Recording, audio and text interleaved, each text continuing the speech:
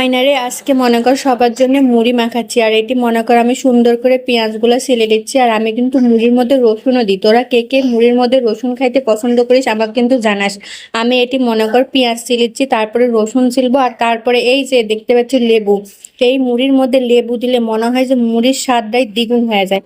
আমার তো মনে কর সেই ভাল লাগে। দেখ এটি কিন্তু আমি সব একবারে কুচি করে কেটে ফেলাইছি।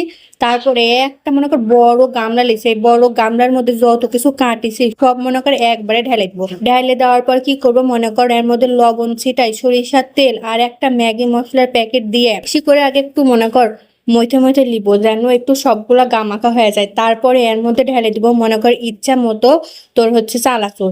আর তোরে কিন্তু ইচ্ছা মতো চানাচুর দিতে পারিস। কেউ চানাচুর কম খাস, কেউ চানাচুর বেশি খাস, এটা কোনো সমস্যা নাই। তোরা তোর ইচ্ছে মতো চানাচুরটা দিয়ে এলিস। তারপরে মনে কর ঢেলে দিলাম এক গামলা মুড়ি।